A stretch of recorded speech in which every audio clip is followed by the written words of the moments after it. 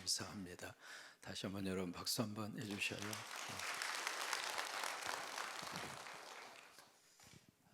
서로 한번 축복하십니다. 오늘도 은혜 받고 행복합시다. 지금 우리가 대림절 기간을 지내고 있는데 대림절의 가장 중요한 뜻은 기다림입니다. 그런데 무엇을 기다리는가, 또 누구를 기다리는가? 여러분, 기다림의 가장 중요한 대상은 누구일까요? 산타크로스 할아버지? 누돌프 사슴콘? 사슴코? 크리스마스 이브 날 눈 내리는 거? 우리가 누구를 기다리죠? 초대교회부터 교회 예배 속에 계시록에 가장 많이 마지막에 나오는 말씀을 초대교회 성도들은 인사로 썼습니다. 계시록 마지막 끝절에 내가 속히 오리라, 주님이 이렇게 말씀하시니까 거기에 이제 요한의 반응이 나옵니다. 아멘, 주 예수여 오시옵소서. 그래서 이제 그것을 아람어로 예수님이 쓰셨던 그 당시에 유대인들의 보통 사람들이 쓰던 언어가 아람어예요. 근데 그 아람어가 성경 속에 몇 가지 흔적으로 그렇게 남아 있습니다. 그 중에 하나가 에바다, 달리다꿈. 그게 예수님과 그 다음에 갈릴리, 예루살렘 주변에 있었던 일반 보통 사람들이 쓰던 언어입니다. 근데 그 아람어로 그 내용을 네 가지로 표현을 하죠. 혹시 기억하세요? 마자로 시작합니다. 마라나타. 한번 해보시죠. 마라나타. 예배를 마치고 모든 성도들이 일어나서 다 함께 두 손 들고 아멘 마라나타. 그게 예배의 마지막이었습니다.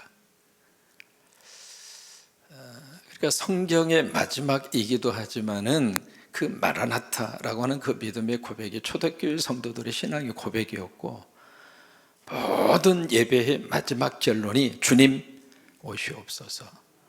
그게 예배의 결론이었습니다. 지금도 라오스라고 하는 그 나라의 예배 가운데 축도를 마치고 온 성도들이 일어나서 그 마라나타 찬양을 합니다. 예수님 오심은 먼 미래의 사건이 아닙니다. 오늘 밤의 사건이고. 아멘. 그렇죠. 오늘 밤에도 오실 수 있잖아요. 예배드리는 우리 가운데 오실 수 있잖아요. 내일 오실 수도 있잖아요. 그러니까 먼 미래의 추상적인 사건이 아닙니다. 영어로 말하면 now and here, 지금 여기에서의 사건. 그게 마라나타의 사건입니다. 대림절은 바로 그것을 우리의 믿음화하고 그것을 생활화하는 것이 대림절이에요. 여러분, 이 대림절 기간에 그런 축복이 넘치기를 주의 이름으로 축원합니다. 우리 사사기에 우리 지난주에 여러분 보셨던 것처럼 기브와 땅에 있었던 레위 사람의 저배 사건, 그것은 이스라엘 사람들에게 있어서는 충격 중에 충격이었습니다. 도대체 이 약속의 땅에서 이런 일이 있을 수 있는가? 그래서 이제 충격 그것 때문에 오늘 사사기 20장에 무슨 일이 일어났는가, 20장에 보시면은요, 거기 이스라엘의 모든 백성들이 거기에 지명이 세 가지가 나옵니다. 첫째는 단이 나오고, 두 번째는 브엘세바가 나오고, 세 번째는 길르앗이 나옵니다. 이 세 지명이 바로 뭐냐면 이스라엘의 모든 땅을 통칭할 때 쓰는 단어들입니다. 예를 들면 우리가 한국 땅을 표현할 때 한라에서 어디까지로 표현하죠? 백두까지.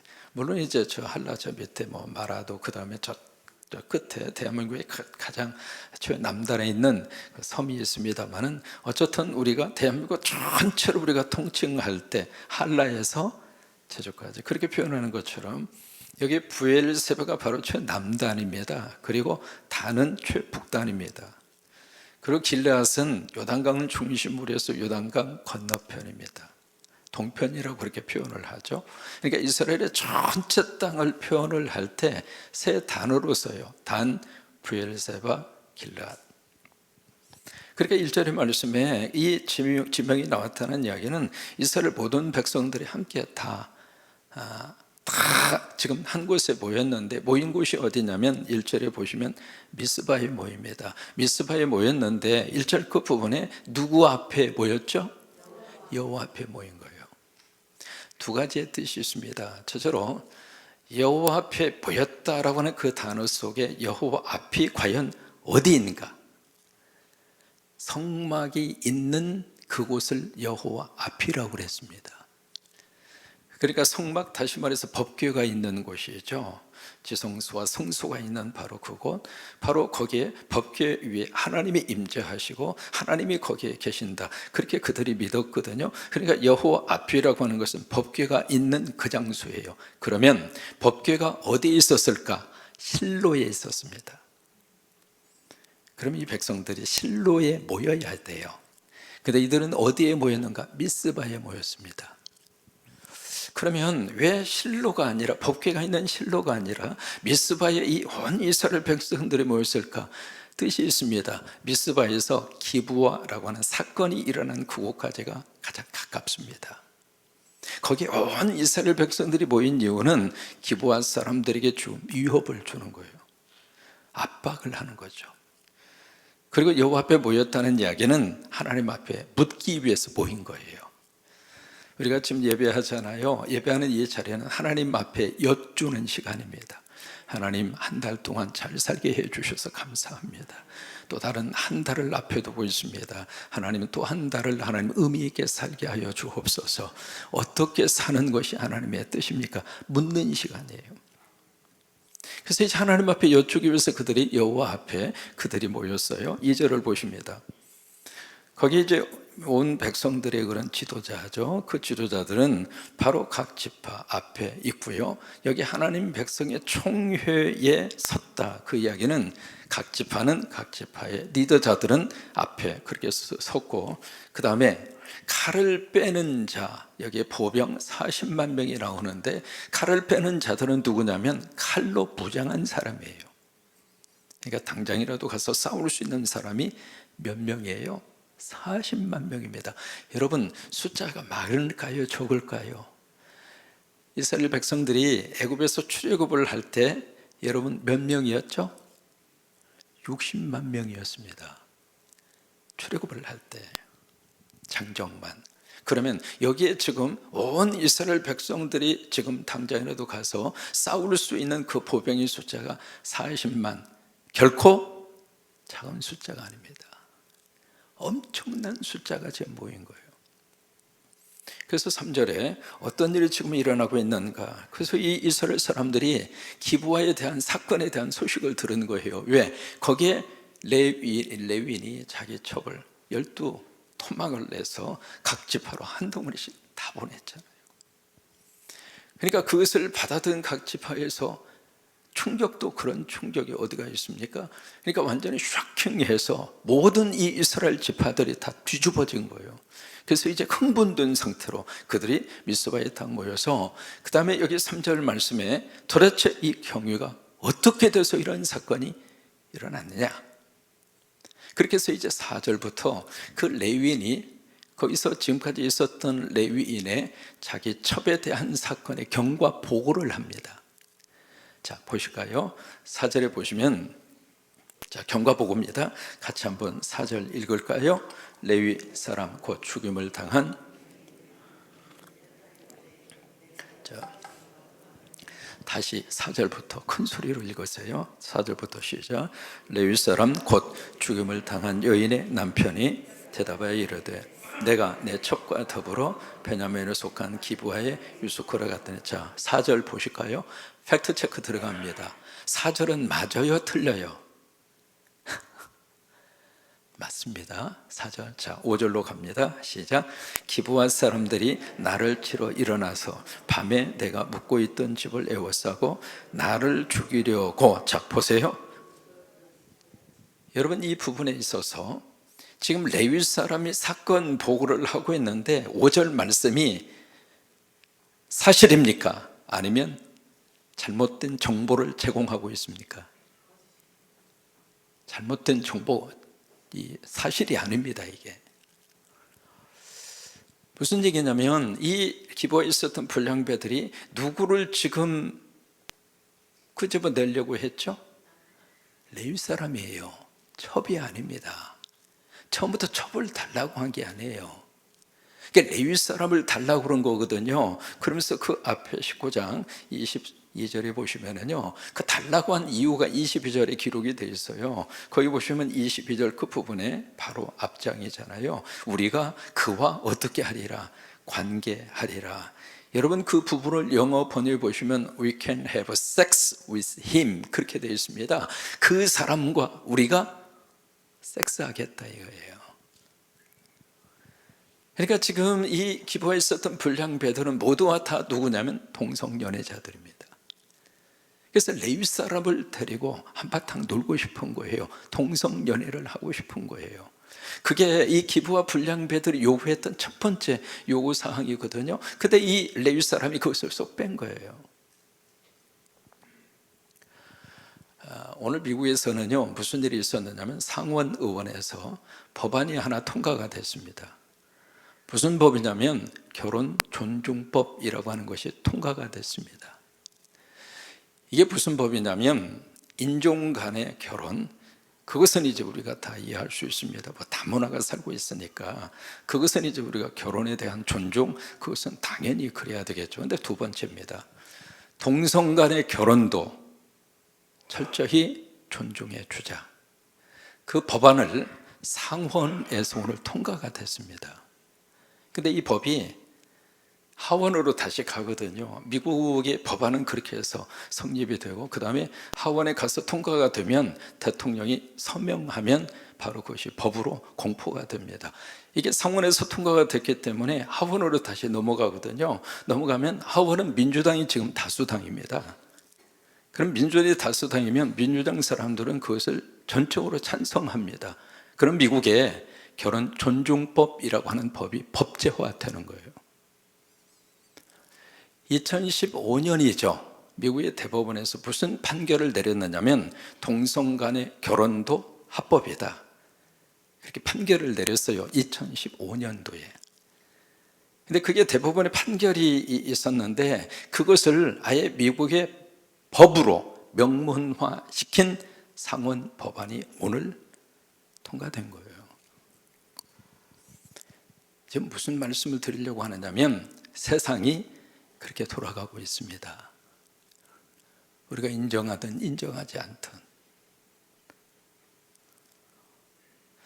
미국 사람 전체의 70%가 성소수자, 하여튼 동성 간의 결혼이든 어쨌든 간에 성소수자에 대한 권리를 그들의 권리로 인정해야 한다고 하는 사람이 70%입니다. 여러분, 이런 속에서 우리가 살고 있고 우리 자녀들이 살아가야 합니다. 아무리 우리가 그것을 거부한다 할지라도, 우리가 그것을 아니라고 외친다 할지라도 세상은 지금 그렇게 가고 있는 거예요.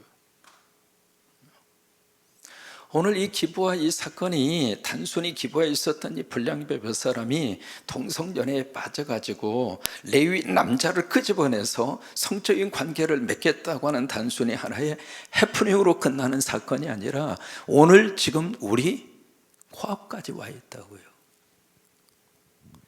우리가 우리 자녀들을 위해서 더 많이 기도해야 합니다. 그리고 어렸을 때부터 가르쳐야 합니다. 그러니까 이 레위 사람이 자기를 끄집어내서 동성연애 관계를 하겠다는 그 불량배들의 그 행위를 빼고 여기 이제 이 첩을 누가 내줬는가? 남편인 레위 사람이 내준 거예요. 그러면 기부와 이 사건의 원인 제공을 누가 했을까요? 레위 사람이 한 거예요. 참 남자가 이 상황에서 자기 첩이라 할지라도 목숨 걸고 지켜야 그게 남자지. 어떻게 자기는 쏙 살겠다고 뒤로 쏙 빠져버리고 첩을 갖다가 여간 남자한테 줘버리고, 그래서 밤새도록 그 여자를 데리고 얼마나 놀았으면, 응? 그 다음 날 가서 보니까 꼬꾸라져서 죽을 정도로. 그러니까 이제 5절 말씀을 보면은요, 이 레위인의 이 리포트, 경과 보고가 사실은 정확한 팩트에 근거한 내용이 아니라 그 말이에요. 그래서 나를 죽이려고 내 첩을 욕보여 그를 죽게 한지라. 그러면서 6절에 그렇게 이제 계속 보고를 합니다. 6절, 내가 내 첩의 시체를 거두어 쪼개서 이스라엘 기업에 온 땅에 보냈나니 이는 그들이 이스라엘 중에서 음행과 망령된 일을 행하였기 때문이라. 이 망령된다는 이야기는 수치스러운 일을 했다 그 말이에요. 그리고 고약한 짓을 그들이 했다. 그래서 내가 이 분하고 억울한 이 일을 나 혼자 당하고 나는 끝내기 싫어서 시체를 12토막 내서, 왜? 그것 외에는 이것을 알릴 수 있는 방법이 없었으니까. 그래서 나는 그런 짓을 했다 그예요. 참 끔찍한 일이 그 당시에 일어났었죠. 그러면서 7절 말씀에 그렇게 제안을 합니다. 같이 한번 읽죠. 이스라엘 자손들아, 너희가 다 여기 있은저 너희의 의견과 방책을 낼지니라. 방책이라고 하는 것은 대책입니다. 도대체 이 사건 앞에 어떻게 해야 되겠는지 당신들의 의견을 내고 그리고 대책을 내라. 그렇게 이제 이 레위인이 그렇게 제안을 합니다. 그러니까 이제 8절 이하에 보시면은요, 거기서 이제 대책이에요. 이 대책이 뭐냐면 오늘 이 사건이 해결이 될 때까지 우리 가운데 누구도 집에 가지 말자. 그리고 여기 우리 모두가 다 함께 모였는데 이 가운데 우리가 모두가 가서 이 기부한 사람 불량배 이것을 칠 필요가 없이, 왜? 그 불량배가 몇 명이나 되겠어요? 뭐 40만 명이 갈 필요가 없잖아요. 그러니까 몇 명을 뽑아서, 제배를 뽑아서 그 사람들이 가서 이 문제를 해결하도록 하자. 그래서 이제 뽑힌 몇 사람이 그 지역으로 간 거예요. 가서 이 베냐민 사람들에게 여기서 이제 협조 요청을 합니다. 당신들의 지파의 한 지역, 기부와 그 지역에서 이런 일이 있었다. 그러니 그 불량배 우리한테 넘겨라. 이것은 이 약속의 땅에서 도저히 해서는 안 되는 짓을 했으니 이 악을 뿌리 뽑자. 그러니 그들을 우리에게 양도하라. 여러분 생각 같으면 어떤 생각이 듭니까? 잘못을 범했으면 거기에 맞는 대가를 치러야 되잖아요. 근데 이 기부할 사람들이 발이 안으로 굽는다고 이 제안을 어떻게 하느냐면, 자 보실까요? 13절입니다. 같이 한번 읽습니다. 그들이 이제 기부할 사람들 곧 그 불량배들을 우리에게 넘겨주어서 우리가 그들을 죽여 이스라엘 중에서 악을 제하여 버리게 하라 하나 베냐민 자손이 그들의 형제 이스라엘 자손의 말을 듣지 아니하고. 이게 그 사람들만 넘겨주면 끝날 수 있는 문제인데 이 사건이 점점 확대가 되는 거예요. 그래서 이 베냐민 사람들이 우리는 죽어도 줄 수 없다. 그들도 우리 형제다. 그러면서 이제 이쪽 베냐민 지파 사람들이 그 제안에 대해서 이런지 거절을 하면서 도리어 이 베냐민 지파 사람들이 여기 이스라엘 사람들 전체 지파하고, 아 그래? 그럼 우리가 가만히 있을 수 없지. 해서 이제 싸움을 걸어오는 거예요. 이게 마치 아이들 싸움이 어른 싸움 되는 거하고 똑같은 거예요. 이게 몇몇 사람이 그 행동이 지파와 지파 간의 싸움으로 이렇게 발전돼 버린 거예요. 그래서 이제 양쪽 지파의 사람이 서로 싸우게 됐는데, 자 여기 보시면은요, 여기 이제 17절입니다. 17절에 베냐민 자손 위에 이스라엘 사람으로서 칼을 베는 자의 수가 40만 명이니 모두가 다 전사라. 이게 싸움 잘하는 사람이라 그 말이죠. 18절은 같이 읽겠습니다. 이스라엘 자손이 일어나 베델로 올라가서 하나님께 우리 중에서 누가 먼저 올라가서 베냐민 자손과 싸우리이까 하니 여호와께서 말씀하시되 유다가 먼저 갈지니라 하시니라. 여기 18절에 보시면 하나님에게 물어요. 여러분 이것은 참 신앙적으로 필요한 영적 행위입니다. 그러니까 무슨 일을 하기 전에 하나님에게 여쭙는 거예요. 그래서 늘 우리가 하루를 시작할 때에도 하나님 오늘 하루 어떻게 살았으면 좋을까요? 자주 하나님 앞에 여쭈는 것이 축복이에요. 우리 아이들을 보면서도 하나님 우리 아이들이 어느 길을 걸어가야 할까요? 여러분 하나님 앞에 계속 묻는 것이 축복이에요. 그러니까 이 사람들이 하나님 앞에 묻는 것은 참 신앙적인 행위거든요. 근데 묻는데 이 사람들이 잘못 묻고 있어요. 지금 어떻게 묻고 있는가 18절에 보시면은 우리 중에 누가 지금 11지파가 모였거든요. 11지파 가운데 누가 먼저, 이게 뭐예요? 싸움의 주도권을 누가 가지겠는가 이 말이에요. 이 사람들이 물을 때 하나님 앞에 이렇게 물으면 안 되거든요. 어떻게 물어야 하는가? 하나님, 이 싸움 싸워야 돼요? 말아야 돼요? 이렇게 물어야 돼요. 왜? 전쟁은 하나님께 속한 거니까. 이 싸움 자체를 놓고 하나님, 과연 베냐민 지파를 상대로 해서, 왜? 같은 형제잖아요. 형제가 형제를 향해서 지금 싸우는 거거든요. 그렇다면 하나님 앞에 그렇게 물어야 돼요. 하나님, 이 싸움 해야 돼요? 말아야 돼요? 그렇게 물어야 되는데, 지금 기도 가운데 던지는 그 질문 자체가 묘한 뉘앙스를 가지고 묻는 거예요. 싸우는 것은 이미 결정해버려서 하나님이 하라고 하든 하지 말라고 하든 그냥 하는 거예요. 중요한 건 누가 이 싸움의 주도권을 잡느냐고요. 잘못 물으니까 하나님은 어떻게 대답하느냐면, 그래? 그럼 유다가 먼저 가라. 하나님의 입장으로서 형제지간에 지금 싸우는 거거든요. 하나님 마음이 편했을까요? 그게 아니잖아요. 유다가 먼저 가라고 그랬어요. 그러니까 하나님의 응답으로 알고 유다가 갔어요. 가서 이제 싸움을 하는데 얼마나 세게 터지고 깨졌는지 그날 22,000명이 죽습니다. 이스라엘 사람들로서는 이게 이룰 수가 없는 거죠. 어떻게 수적으로 비교할 수 없을 정도로 보병이 40만 명이나 되는데, 그래서 이제 이 사람들이 그 지고 나서 어떤 반응을 보이느냐면요, 23절입니다.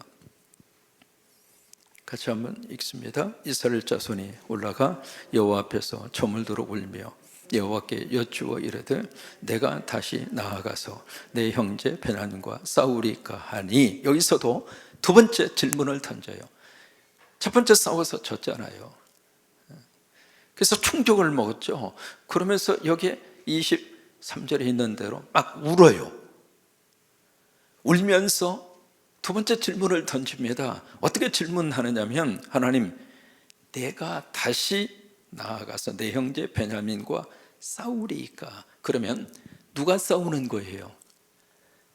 내가 싸우는 겁니다.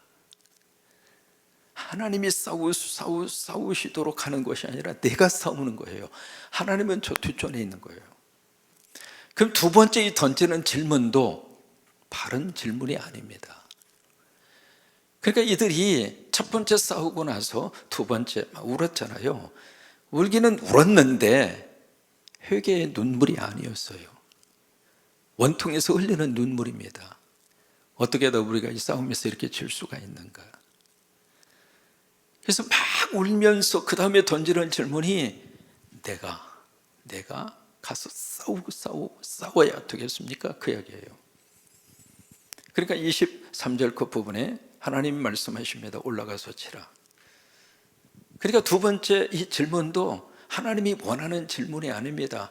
그러니까 원하지 않는 질문을 하니까 하나님의 응답도 그들에게 가장 좋은 응답이 떨어지지 않는 거예요.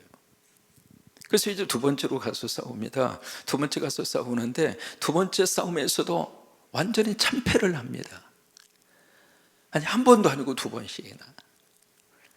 그러니까 26절에 보세요. 드디어 이 이스라엘 백성들이 여기서 영적인 회개의 운동이 26절에서 일어나게 되거든요. 같이 한번 읽습니다. 이에 온 이스라엘 자손 모든 백성이 올라가 베델에 이르러 울며 거기서 여호와 앞에 앉아서 그날이 저물도록 금식하고 번제와 화목제를 여호와 앞에 드리고, 27절 이스라엘 자손이 여호와께 물으니라. 그때에는 여호와의 언약궤가 거기 있었고, 그러면서 28절 아론의 손자인 엘르아살의 아들 비느하스가 그 앞에 보시고 섰더라. 이스라엘 자손이 여쭈기를, 우리가 다시 나아가 내 형제 베냐민 자손과 싸우리까 말리까. 이 질문이 첫 번 싸우기 전에 해야 했던 질문이에요. 두 번 아니라 깨지고 나서 세 번째 가서, 우리가 영적으로 잘못했구나. 근본적인 질문의 기도를 우리가 하지 않았구나. 그래서 마지막 세 번째 가서 제대로 질문을 던지는 거예요. 여러분, 우리 기도도 마찬가지입니다. 우리 기도 가운데 기도 제목을 위한 기도가 때로는 필요할 때 있습니다. 나는 막 이게 필요해서 기도하는데 어느 때는 그 기도 제목이 사실은 그렇게 하나님의 마음에 쏙 드는 기도 제목이 아닐 때도 있거든요. 그래서 이제 세 번째 가서 이 이스라엘 사람들이 이 싸움에 대한 본질적인 질문을 하나님 앞에 던지지 않았구나. 싸워야 됩니까? 말아야 됩니까? 그 질문을 그때 가서야 던지게 돼요. 그러니까 28절 그 부분에 여호와께서 이르시되 올라가라. 내일은 내가 그를 내 손에 넘겨주리라 하신지라. 그렇게 해서 세 번째 바로 이스라엘 지파 11지파가 베냐민 지파를 대상으로 총 공격을 합니다. 그래서 이제 그 뒤에 작전이 쭉 나오거든요. 결과적으로 어떻게 됐는가? 이스라엘 지파가 베냐민 지파를 싹쓸이를 했습니다. 그때 베냐민 지파의 숫자가 26,700명입니다. 몇 명이 죽었는가? 25,000명이 죽습니다. 남아있는 사람은 몇 명인가? 1,700명. 그 가운데 600명만 그 뒤에 소개가 됩니다. 오늘 이 성경을 읽으면서 우리가 뭘 느낄 수 있는가? 여기 지금 베냐민과 이스라엘 자손들이 이렇게 엄청난 피해를 보면서 지금 이제 이런 싸움까지 벌이게 됐잖아요. 그러니까 초반전에 불량비 내놔라 그랬을 때 기꺼이 인정하고, 왜? 악은 악이잖아요.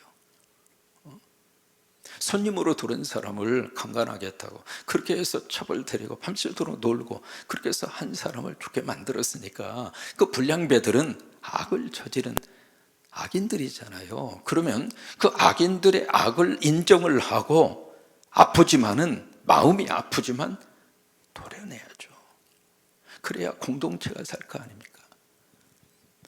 근데 베냐민 지파는 그것을 못한 거예요. 그러니까 쉽게 해결할 수 있는 것을 확대시킨 거나 마찬가지죠. 결국 베냐민 지파가 완전히 짜부라졌습니다. 두 번째, 이 베냐민 지파가 지금 이스라엘 나머지 지파하고 싸움을 지금 걸어오는 모습을 보면서 뭘 느낄 수 있느냐면 베냐민 지파가 분수를 몰랐어요. 처음부터 상대가 안 되는 싸움이에요. 근데 그 싸움을 베냐민 지파가 한번 해보겠다고 그렇게 덤벼든 거예요. 우리가 일상을 살면서 몇 가지 공부를 계속 해야 되는데 국어를 잘해야 내 주제 파악을 해요. 이 국어를 공부 안 하면 내 주제 파악을 못할 때가 있잖아요. 수학을 계속 공부를 해야 내 분수를 알아요. 이 분수를 모르면 참 곤란할 때가 참 많잖아요. 황새가 맵새? 거꾸로 됐나요? 맵새가 황새인가요? 가지런히가 어떻게 돼요? 처음부터 그렇게 욕심 부리면 안 되잖아요. 수학을 해서 우리들이 분수를 알고 살아야 돼요. 우리가 지리 공부를 열심히 해서 내 위치가 어딘가 지리적으로 파악해야 돼요. 과학을 열심히 공부해서 내 삶의 이치를 깨닫고 살아야 돼요. 그게 지혜로운 삶이에요.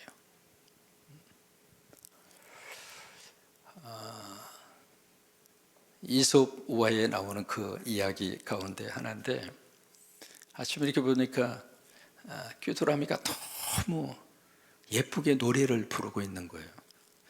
근데 이제 노새가 지나가다가 너무 그 목소리에 반한 거예요. 그래서 노새 씨가 귀뚜라미 귀씨한테, 귀씨, 당신은 어떻게 돼서 이렇게 아름다운 목소리를 내서 노래를 부를 수 있느냐고, 그 비결이 뭐냐고. 그러니까 귀씨가, 노씨 내 말 잘 들어보라고. 내가 이렇게 아름다운 목소리를 내는 것은 아침에 내려는 이슬을 먹으니까 그 이슬을 먹어서 그래서 내가 이렇게 아름다운 목소리를 낸다고. 그러니까 노씨가 거기에서 반한 겁니다. 그러면 나도 귀뚜라미 귀씨처럼 나도 저 아름다운 목소리를 갖고 싶다. 그래서 그 다음 날부터 이슬만 먹다가 돌아가셔서 지금까지 못 일어났대. 분수를 알아야 돼. 분수를. 베냐민 지파 사람들이 자기의 분수를 알았다면 한 지파가 이렇게까지 몰살을 당하지 않았을 거예요. 우리 경제적인 생활도 마찬가지입니다. 우리의 소득을 생각하고 지출을 생각하면서 우리가 살아야죠. 그 생각 안 하고 카드 그냥 막 쓰고 나중에 카드 갚느라고 너무 힘들고. 오늘 이 베냐민 지파의 이 불행한 모습을 보면서 저나 여러분이나 2022년 우리의 분수를 꼭 알고 우리 하나님이 주신 은혜 안에서 살면 행복하잖아요. 각자마다 필요한 은혜를 하나님이 주시잖아요. 많이 주시면 많이 누리고 사세요. 하나님이 조금 담아주시면 그것도 감사하다 생각하고 그 안에서 자족하고 그 안에서 감사하고 살면 돼요. 뭐 남의 그릇 쳐다볼 필요 없잖아요. 그 사람은 그 사람대로 살고 나는 나대로 살고. 그죠? 잘났으면 얼마나 잘났고 못났으면 얼마나 못났겠습니까? 야야야 뭐 그런 노래도 있잖아요. 하나님이 주신 은혜의 분수만큼 그 안에서 신앙생활도 하시고 여러분들의 교회를 섬길 때에도 마찬가지입니다. 하나님이 주신 믿음의 분량만큼만 하시면 돼요. 너무 욕심 부리지 마세요. 그러니까 영적인 생활도 그러고 경제적인 생활도 그러고 그리고 일반적인 사회생활도 마찬가지입니다. 저와 여러분이나 분수에 맞는 축복된 삶을 사시게 되기를 주의 이름으로 축원합니다. 이 시간에 같이 한번 통성으로